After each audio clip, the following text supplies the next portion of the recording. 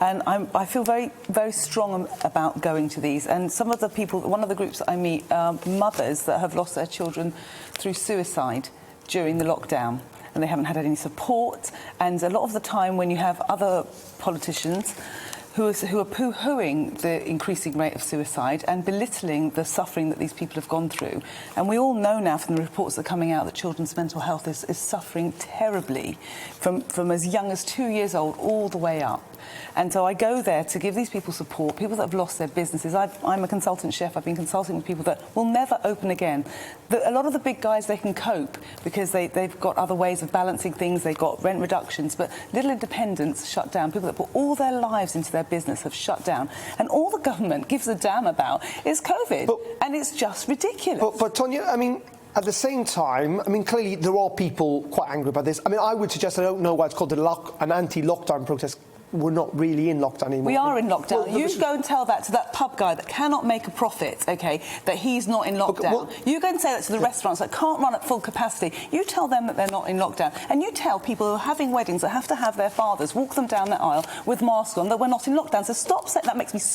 can you tell how angry that makes me? All I would suggest... Oh, you're all right, because you can go to the pub. Well, equally, I mean, this is where you've got Lloyd Webber, Cameron McIntosh, who were bringing a court case against the government to get this information out on that report, because of course you're in lockdown if they cannot open up their business if it's a 50% capacity or less, because that is, as you rightly say, that is a livelihoods gone. And worse than that, in a way, if you can, and this is my concern as well, if you can only open theatres or cinemas at this reduced capacity, if people can only go on holiday and then have to quarantine afterwards, we're now getting a set of rules and laws for those who can afford, and the rest of us who can't, because you just think of how expensive theatre tickets, cinema tickets, you know, restaurant bills are going to go, and how expensive a holiday is going to be. So we've got to look at absolutely everything in the round. Well, let me put it this way then.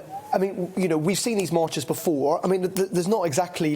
I mean, given how it's impacting everyone's life, I mean, there's not masses of people there. I mean, it's not like... What do you mean? What there's not millions of people. There was 1 million people at the last protest. Was there? I live in central London and I haven't really seen these protests. When have you ever seen millions of people? The Iraq War... That was meant to be 1 million, wasn't it? Yeah, but my point is, what I'm trying to demonstrate is that this is something that is not animating most people, I would argue, because we're not seeing protests right around the country. We know public opinion is actually being quite cautious. Them because the media, apart from this fabulous channel, are not telling anybody about them.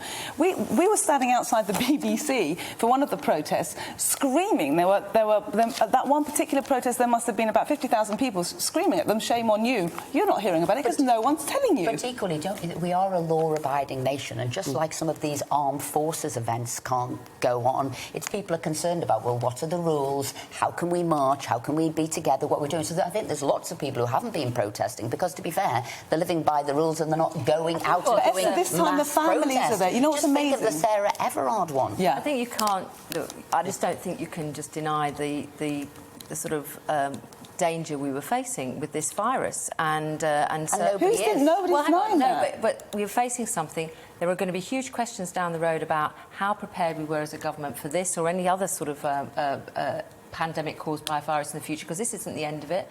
It's happened in the past in other countries, and there'll be questions about that. But you know, fact is that we had a virus, you know, come into our communities, cause devastation in terms of people's health, put huge pressures on our NHS, and even today there's a study this week that indicates that a third of the people who contracted coronavirus in the UK are still having to deal with at least one symptom even now, and long COVID. So there's going to be, obviously, the issues that you raised. I absolutely understand what you're saying about issues around mental health. That goes to how we're going to recover for our children and young people as well. But I think, again, you know, for most people in the UK, their first thing was being safe and not getting the virus.